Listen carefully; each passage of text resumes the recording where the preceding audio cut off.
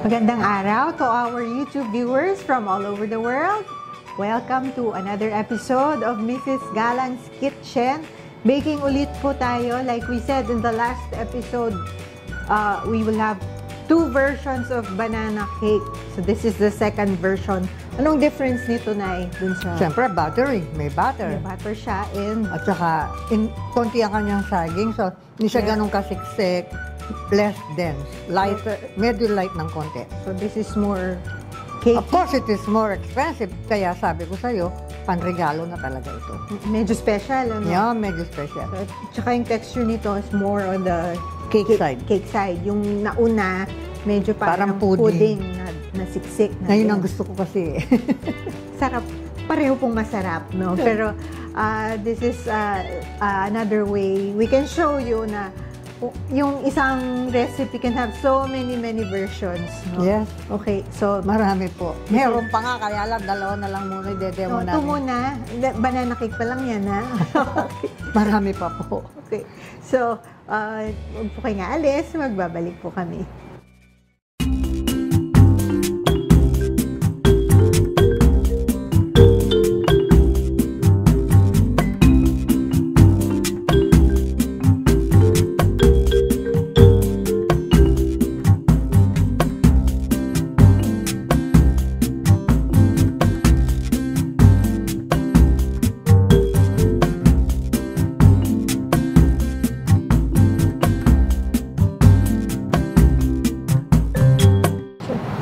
Ngayon, ang gagawin naman natin yung isang version. Yes. So, medyo hindi ganun kasimple. Kasi, gagamit tayo ng creaming method. Yung isa nating banana cake na ginawa, Mixing lang yun eh. Muffin method. Ito, creaming. So, cream natin yung butter. So, sa creaming method, dry ingredients again, sift together, except for the sugar. So, start natin. Sift together, cinnamon and yan, baking soda. Yung salt, pwede nating isama dun sa i-cream natin para nga, again, ma-dissolve ng maayos. Para kasi mas matagal i-dissolve yung salt kesa dun sa ibang, sa baking soda. So, scraper.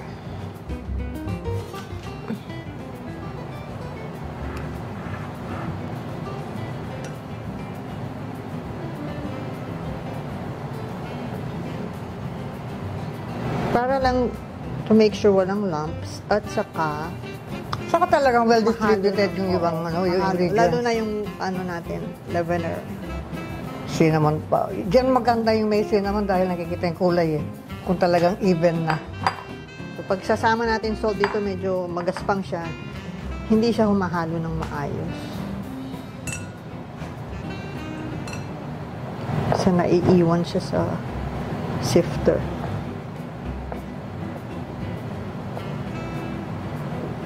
Ayan, hindi na iwan, nahuhuli. Nung gumagawa ako ng marami banana cake noon, hindi ako sa ganyan nagsisip. Malaking tray na malalim. Parang palanggana yung bowl mo nun. Tapos hand mixer yung papagamit.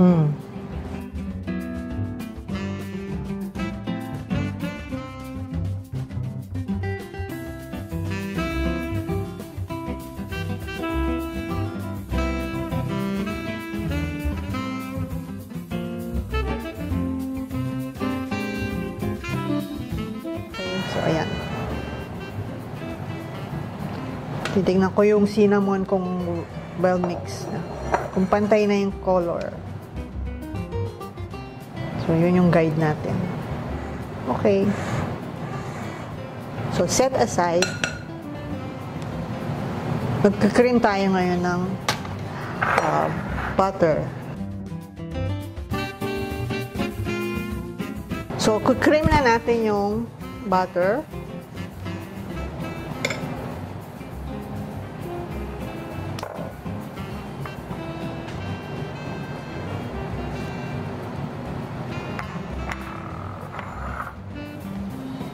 So, malambot na yung butter natin. Pwede na nating isabay yung sugar. Tama. Yun ang tamang texture na dapat tamang texture at tamang lambot ng butter nyo. So, So, para ma-dissolve din agad yung salt, sasabay ko na rin yung salt.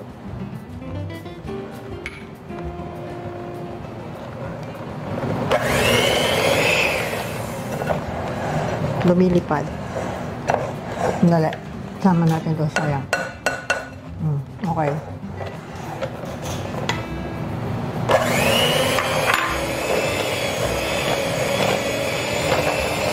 So, until light and fluffy. So, light. Paano malaman light and fluffy? Lighter yung color. Hindi na siya ganun ka-yellow. So, itcha na siyang ganun. Yun ang sinasabi ko sa mga students.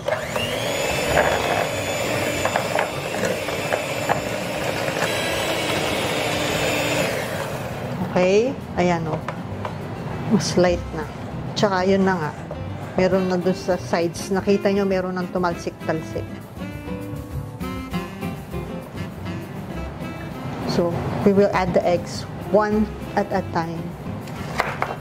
4 eggs to binrake na lahat sa bowl. Okay. So, Not exactly one at a time, pero tantahin unti-unti. Tansya-tansya na lang yan.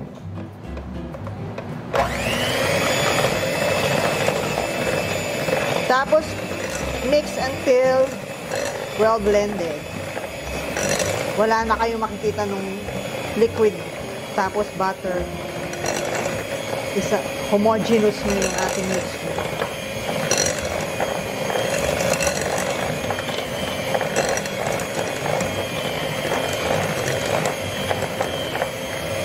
So, ayan. Di na nag-i-slides. So, continue hanggang ma-add nyo yung 4 eggs.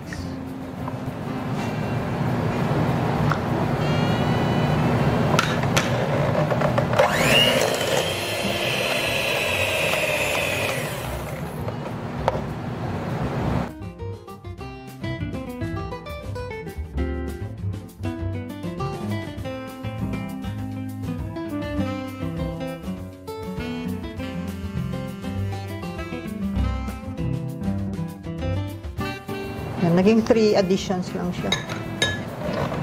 Basta wag lang biglaan daw. Kundi mag-i-slide-slide yung butter nyo, hindi mabablend ng maayos.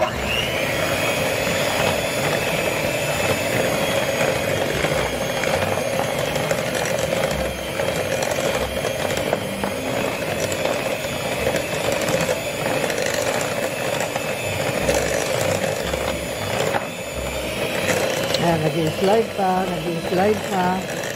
Nag-mix pa. Scrape the side.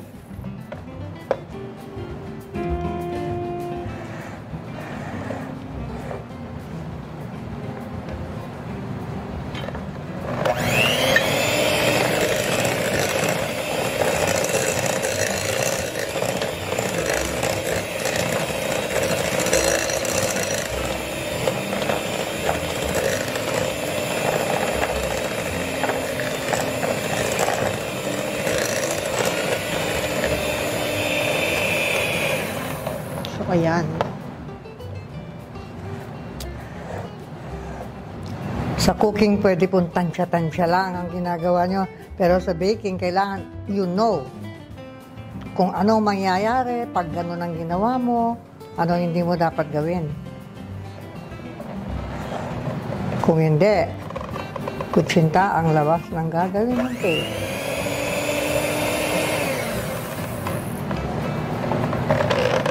Pwede na tayo mag-stop mag-use ng mixer at this point. Pwede rin kung gusto nyo ituloy, pero kung gusto nyo ma-retain yung chunks ng bananas, mas magandang scraper na lang ang gagamitin from this point. So, hindi siya ganun talagang parang butter cake na hanggang matapos naka-mixer. Pwedeng scraper na lang.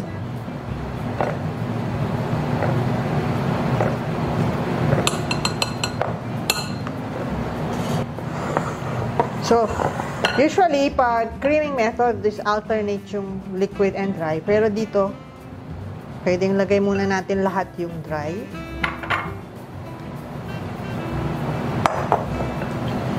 Mix natin sa butter.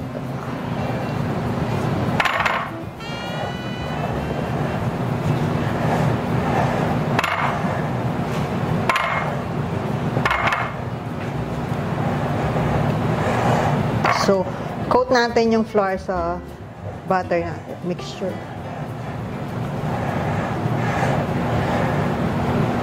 Similar pa to dun sa isang creaming method.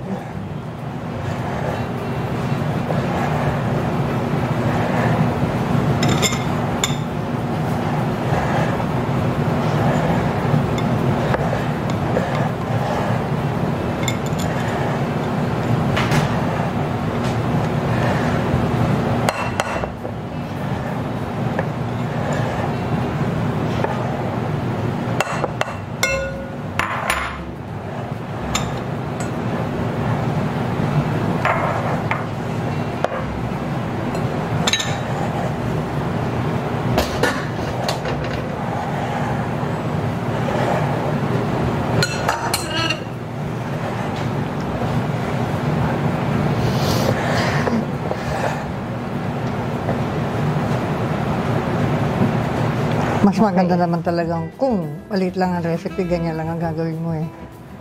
So, ayan, no? Yes.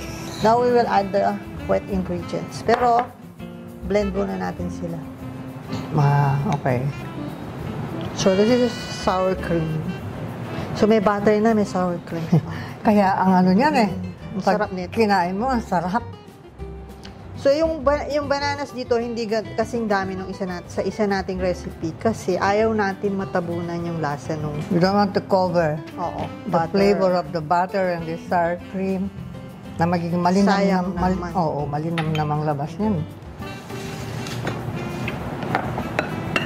Okay, so, blend well.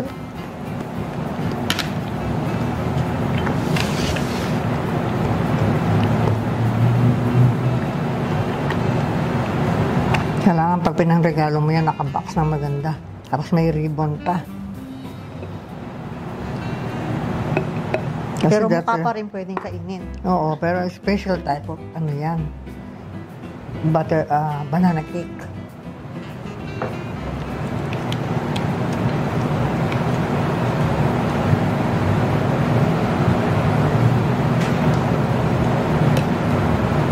So, yan. Kung mahirapan kayo mag-mix, pilitan nyo pa ng mixer. Pero I prefer yung kinakamay ko na lang siyang ganyan. Siyempre, kung masyadong mabigat, magmi-mixer ka.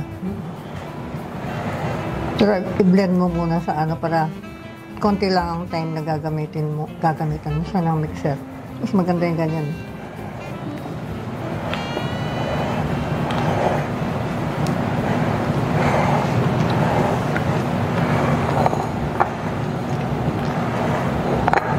Mahirap ang nagde-demo, di ka makapanimot ng gusto. Kaya po akong taga-simot. Okay. So, mabilis lang naman siyang i-blend. So, yung loaf pan natin, paano pag-prepare? Kamukha yun nung isang klase. Pareho rin ng isa, meron lang siyang naka-line lang siya ng paper sa ilalim. So, ayan. Para hindi lang siya mahirap tanggalin. Oo, para kung ano man, minsan matutusta eh. Nakalimutan ng ko. Oo. Matali siyang tanggalin. Wala na sa side kasi yung side naman, pwede mong ganunin ng knife, di ba? Pwede mong i-release ng knife yung cake doon kahit dumikit siya. So, yan. Lalagay na natin sa baking pan. So, 2 loaf pans again, 3 by 8 inches by 2.5 siguro yung height nito. Mabigat. Mabigat. Mabigat. Tsaka madulas. Baka dumami yung bowl natin.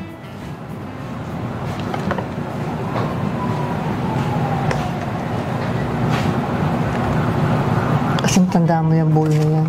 Oh, tinakot pa ako lalo. Gano'ng kataga. Ito Pero may buo pa rin saging na makikita. Oo.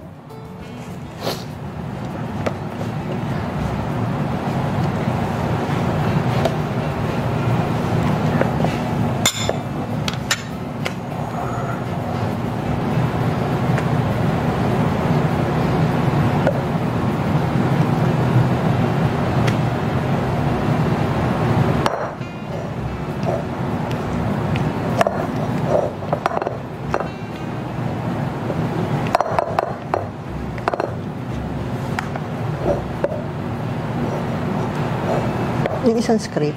Yan. Pairam ng pangpunas. Kami nakahanda ako pa. Pamunas, nakikita kita eh.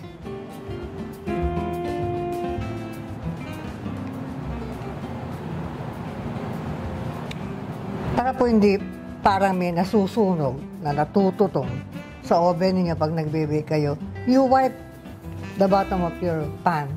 Kasi kamukha nito, oh, may natapong mixture sa mesa. Pag dumikit yan ang baking pan nyo, unang masusunog yan pag nag-bake kayo. Dudumi pa yung oven nyo.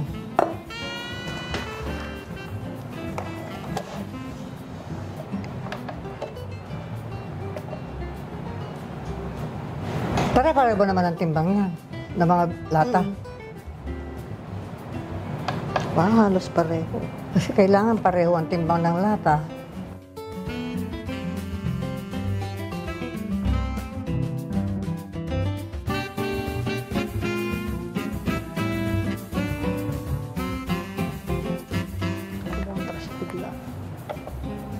Ano to?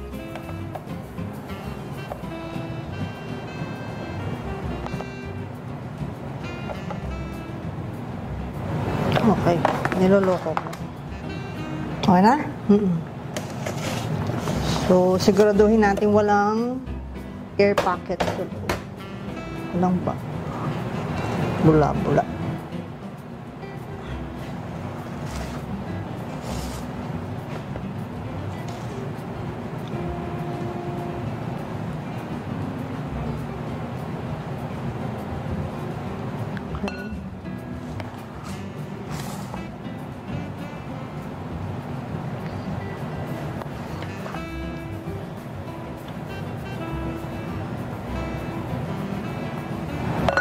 Wala yung pakpak-crack mo sa gitna.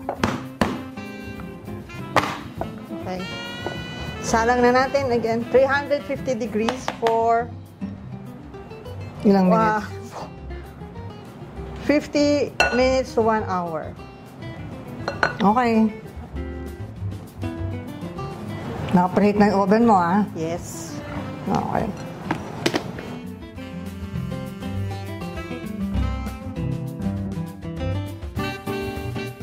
Okay. Ito na. So, finished product. Yung ating banana cake na may butter at sour cream. So, mas special siya. Yeah. Lasang-lasa mo dyan ang linamnam ng butter. Yung iba, dinadagdagan pa yan ng walnuts. So, pwede rin. Nasa inyo na. May topping. Kung minsan may topping pa. Bahala na kayo. Okay. Here it is. Version 2 ng banana cake. Yung medyo mas social. Mas social. Mas social ng konti. Masasarap. It looks taller na mas makapal siya dun sa Kasi first yung version. yung air na nag-gather dun sa pag-cream ng butter, Oo. yun ang isang nagpaasa Nagkaroon dyan. siya ng height. Mhm. Okay. Yan. Slice ni Mrs. G.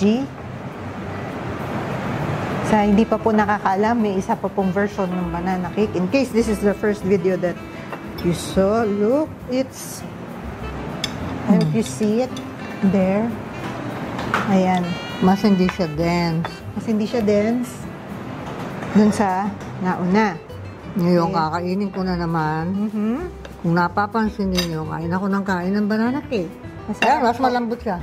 Mas malambot, and yung taste, tingnan natin, is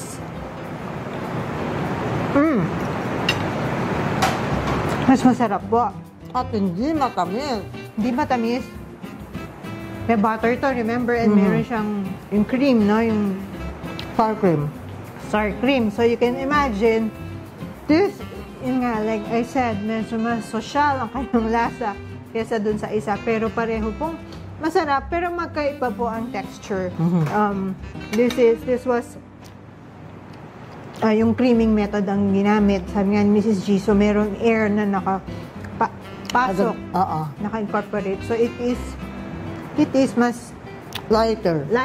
mas malambot siya. Ganyan. Try niyo po ang recipe. Hindi naman siya ganun kahirap gawin. Medyo mas mahirap siya. Pero maharap. Una, again, no? Magpapasko po. Pwedeng-pwede itong pantinda, panregalo. We hope you try our recipe. Sana po Wala ka kasing inumin eh. Ayan, tama yan. Sana po magustuhan ninyo. Pupunas lang ako ng kamay, no? So, naghahanap kasi ako ng gatas. Masarap po siya kasama a glass of cold milk. Okay? So, for your questions, comments, and suggestions, just leave us a message sa amin pong Facebook page, facebook.com/Mrs. Galang's Kitchen. That's for the Emelita W. Galang Culinary Arts Studio. Nandiyan po ang address sa screen. And for our other episodes, for yung isang version ng banana cake, no, na ipakita namin, it's there on our YouTube channel, Mrs. Galang's Kitchen. Andyan po ang address sa screen.